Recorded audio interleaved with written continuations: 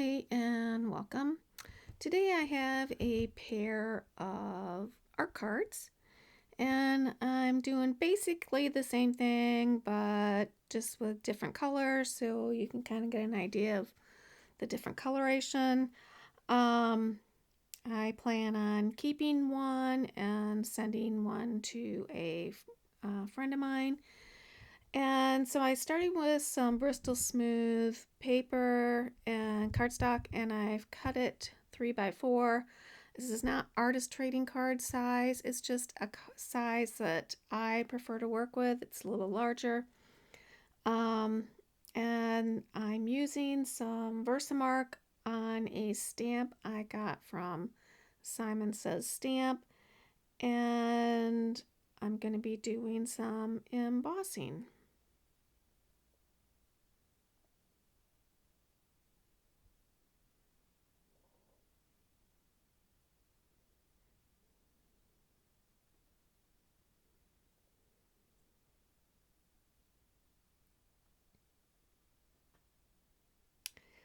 I'm going to be embossing with white so that any color I put on, the white will stand out. That's very dramatic on darker colors, but I like it really with just about any color.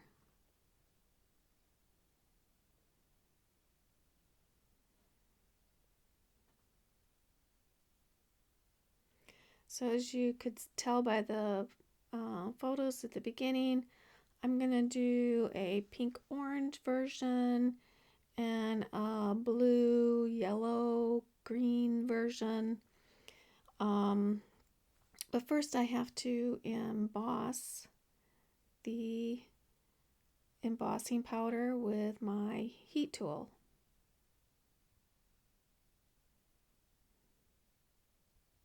Oh, doesn't that look beautiful? Yeah, you can't tell yet, but since it's embossed, and embossing powder are like little tiny bits of plastic, so when you melt them, they just kind of melt. They'll stick onto what you're embossing them on. I don't know if that's everything or not, but it will not take in the color. So the color goes around it. It might sit on top of it at sometimes, but you can just wipe it off. But typically something like this, I don't even have to do that because the at least with a blending tool, it's not really sitting on top of the embossing. So on the blue one, I started with speckled egg, and I don't know if I just need to re-ink that or what, but it didn't really put much out there. And so I move on to using evergreen bough, which will give a little bit more bluish green onto the piece. Could also have used something like broken china.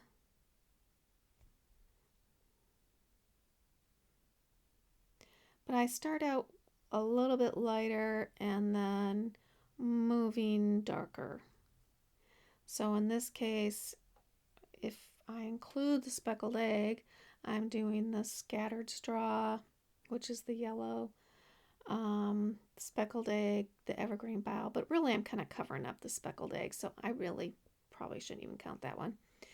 And then I'm going to go to faded jeans as the darkest color. On the pink one, I start with scattered straw. I add kitsch flamingo, and I added the oxide of kitsch flamingo. And then I'm going to add some rusty hinge and even a little tiny bit of crackling campfire. So just kind of go progressively darker.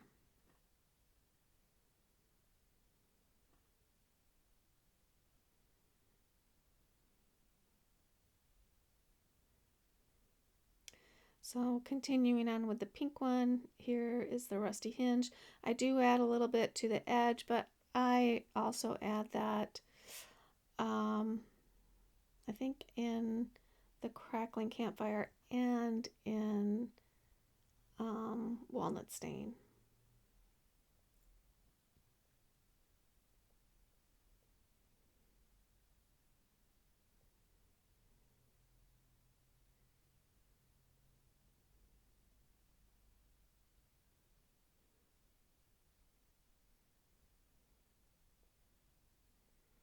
Before I add any darker colors, I'm going to do a little stamping. And I'm using Pebble Beach Archival Ink. It's my favorite real light neutral color. When you want something to be visible but not like in your face visible, I tend to go to Pebble Beach. This stamp is from Faded Text, and it kind of does a alphabet kind of thing, but I really like this one. And so I'm just doing different sections of the stamp as I go down the page. But if I have to repeat some, that's okay.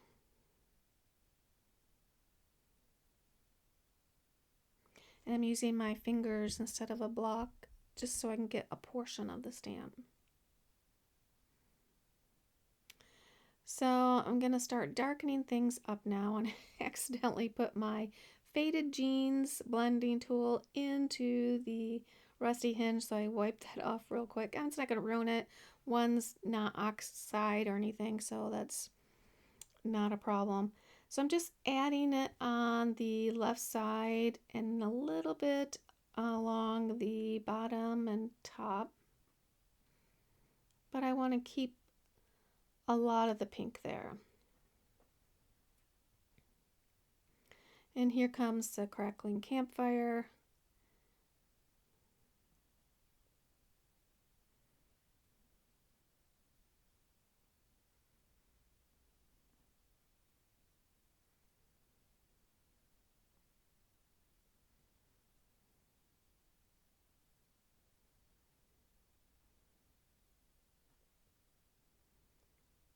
And then, like I said, on that one, I'm adding Faded Jeans.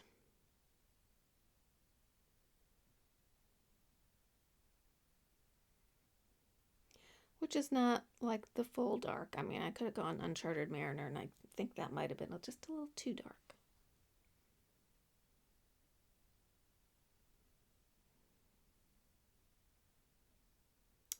And now I'm just adding some walnut stain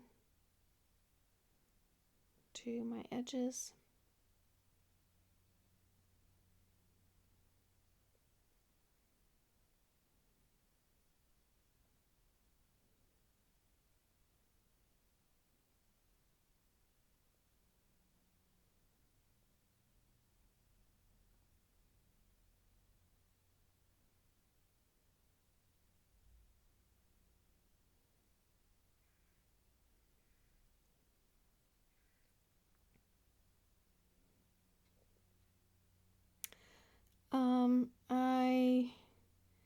Okay, I was thinking maybe I didn't get it on film.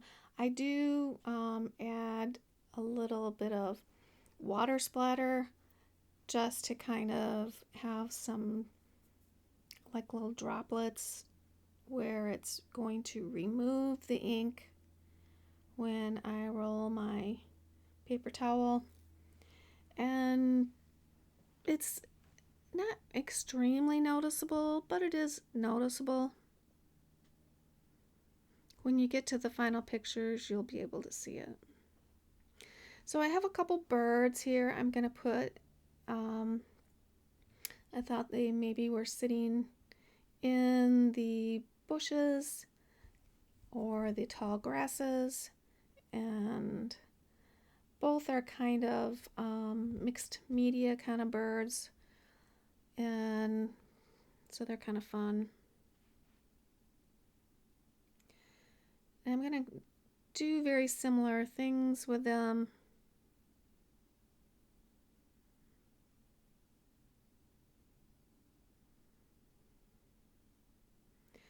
And this stamp is, or this little piece I'm adding there, it is a stamp from the eccentric. I use it probably more than any stamp individually because I make a whole bunch of them just so they're ready, but I just think they add a kind of botanical, or I don't know, just a different feel to it with using that stamp. And what I'll do is I'll stamp it onto, I'll take some scrap paper, scrap mixed media paper, and I will add some old paper, and I'll stamp a bunch of them and then cut them out. So here I'm just kind of going through my stash of stuff and just kind of interviewing little bits and pieces to see what I think will go well together.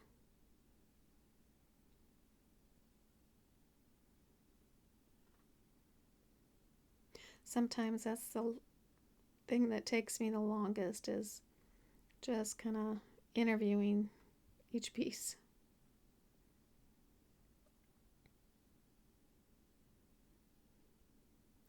Okay, so I've figured out what I want, and I'm going to start adding some vintage photo, putting them back in place, and then once they're in place, that's when I'm going to start gluing, just so that I get positioning right.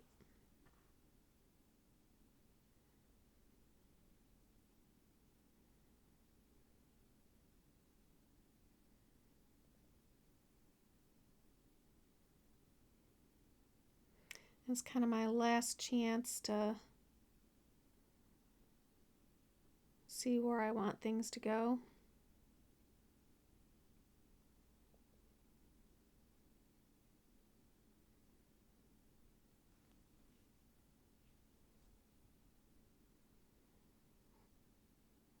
So the birds are digital downloads. The little number placards are downloads. The little labels with the numbers on them are downloads.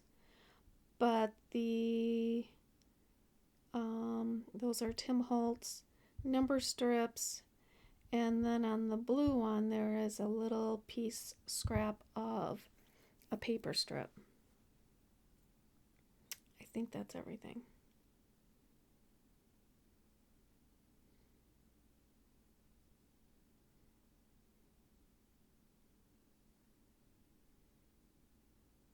It's going to be a hard decision knowing which one to keep and which one to send, because I do really like them both.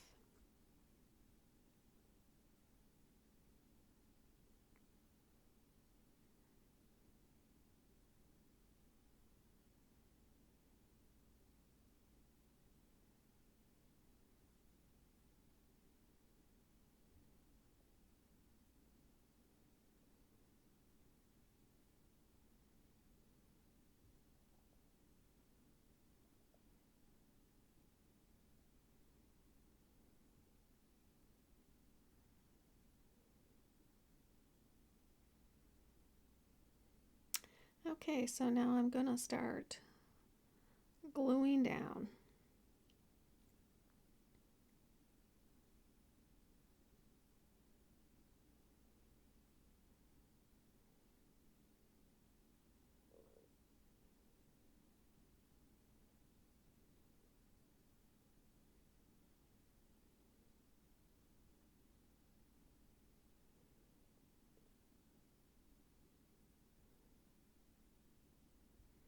Even though I lay it out and everything, It's like when I'm doing it, it's like, oh, wait, like this one here, after I put it down, I'm like, no, that should be tucked behind. So luckily, usually it hasn't dried enough to where I can't just kind of lift it up and fix it.